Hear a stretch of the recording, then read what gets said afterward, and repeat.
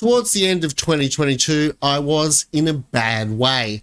I was depressed, fat, and a bit of a mess. Now, at the beginning of 2024, I'm a less depressed, less fat mess. How did I lose 12 kilograms, gain a bunch of muscle, motivation, and at least some semblance of the will to live? Watch and find out. This is my BJJ Saved My Life video. Hi, please like and subscribe to help the channel out or support the people who support us. This episode is brought to you by tapping to pressure from mount. They say that you can't teach heart, but you can tap to pressure from mount. Do it today. I needed to make changes. My doctor had warned me if I didn't that diabetes was in my near future. Test results weren't looking great for cholesterol, my body was stiffening, I felt and I looked fat. I had excuses for my current predicament, of course. They were, in brief, a historical bipolar diagnosis and the resulting treatment, the medication called Seroquel. I felt at the time, at least, that it treated my bipolar well, but it did result in palpable weight gain. And as you would imagine, there were predictable health consequences leading on from that. Oh, I forgot to mention, and some of you may not have noticed due to my ever-youthful demeanour and that sparkle in my eye that all of life's trials and tribulations just can't remove. But I'm old. I'm 39 old to be exact. Now, despite this, I wanted to be even more old. If possible, I wanted to get really, really old. Admittedly, this wasn't my number one choice. That would have been being young forever, but that wasn't something I knew how to do. So getting to be the most old that I could be and the best kind of old that I could be seemed like the next best thing. It still sadly concluded in death and oblivion, the thought of which never quite leaves the back of my mind, like a looming executioner refusing to let you enjoy your last supper, but at least the journey would be a little bit more comfortable if I made it while healthy. Now, I'm not Mr. Body Image. Frankly, I don't generally care much about this shambling meat cage, so long as I was sufficiently well presented to score me a mate, and I was able to go to the shops without getting too many sideways glances, I was pretty happy. But I was starting to get a bit beyond that. I was getting sick of being such a generously portioned potato.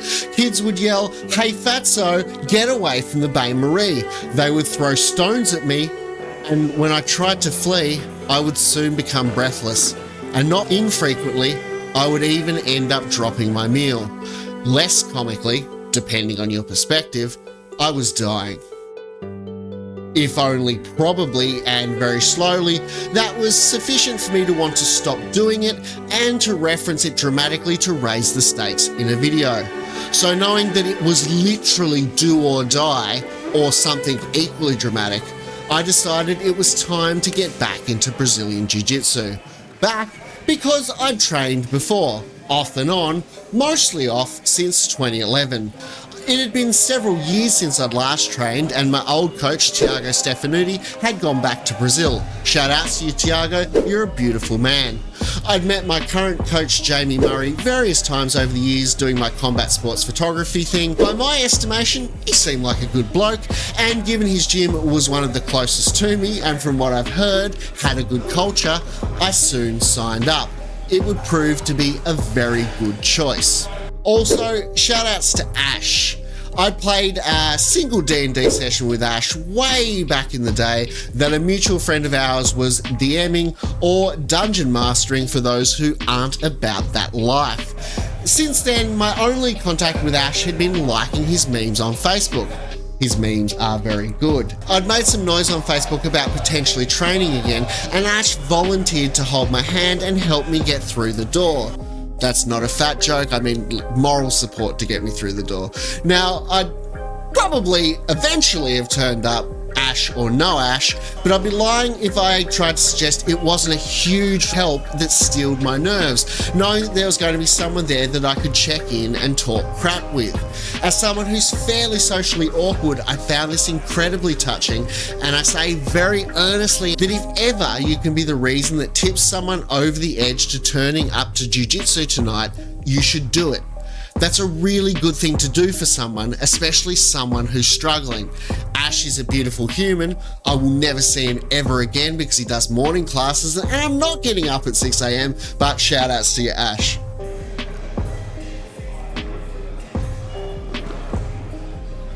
Now, the first couple of months were, if I'm honest, pretty damn hard work.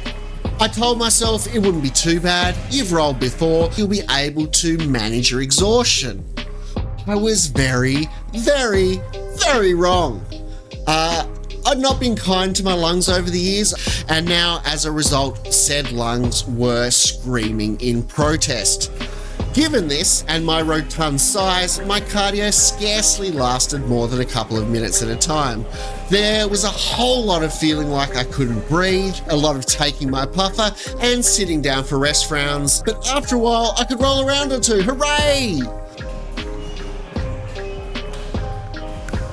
I feel like it was maybe after a few months, but eventually I was able to roll the whole class and I was really proud of how far I'd come.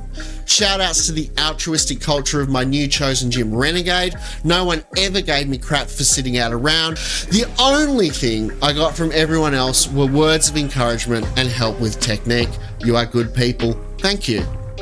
There were some hiccups along the way. I feel like it was probably my second class back, and the incredibly Herculean force of someone very gently moving into my mount was sufficient to pop out one of my intercostal ribs, resulting in me having to take another month off or so to recover. A few weeks into training, I also began to wean myself off my bipolar medication, enlisting my wife to watch me carefully for any signs of sudden nuttiness. Getting to training is a battle. Doing things other than getting there, like laying about on the couch, are not. Further, while it's starting to grow on me and I really want to, I don't love BJJ yet. It's still something I'm doing for my health. When I get there, I also don't really speak to anyone much. They're all lovely people, and while of course I say that out of obligation, as you would when speaking of any group of people you expect to then regularly interact with, but nonetheless, in this case, it's also true.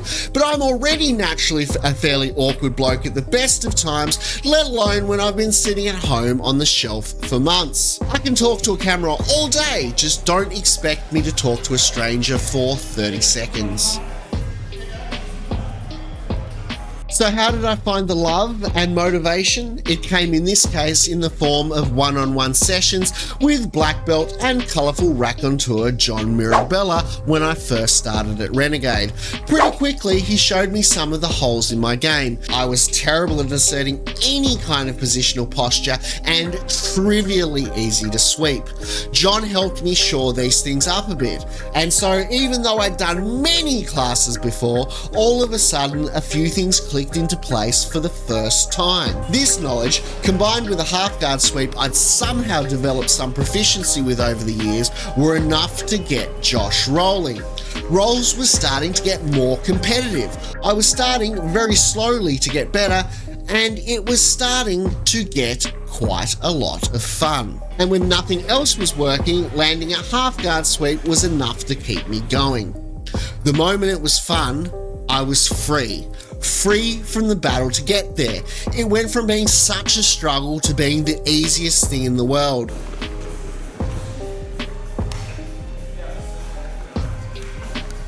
I dropped from 106 kilograms when I started as low as 90 kilograms, though now I tend to set fairly securely around 94 kilograms. I want to be a bit lighter, but I'm happy at this plateau for now. And now, much later, I even talk to people. It became a big source of community for me. It makes me healthy in so many ways that I wouldn't be otherwise.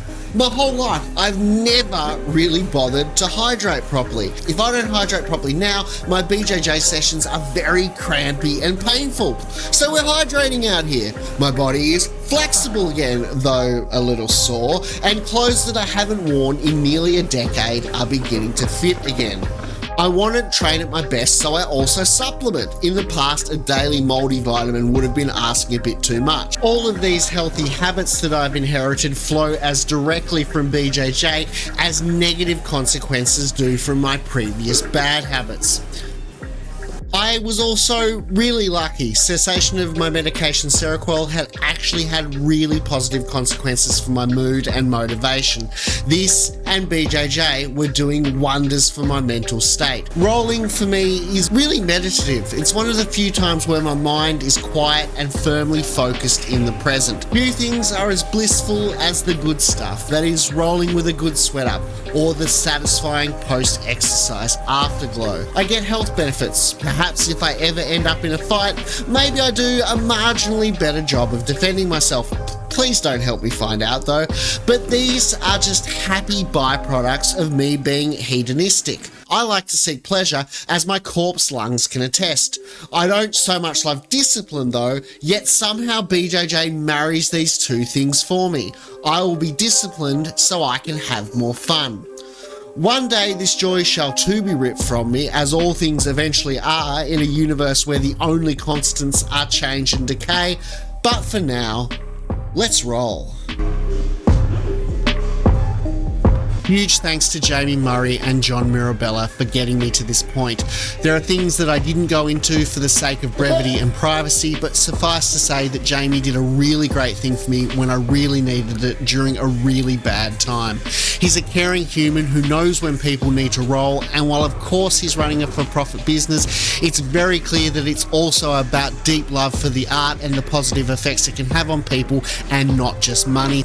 Jamie's students mirror his example, and this results in a gym with a warm, friendly culture with a firm focus on the safety and well-being of its members. Thanks again for letting me film in the gym. Thanks to the Renegators that let me film them for B-roll, in particular Will, George, Matt and Jai.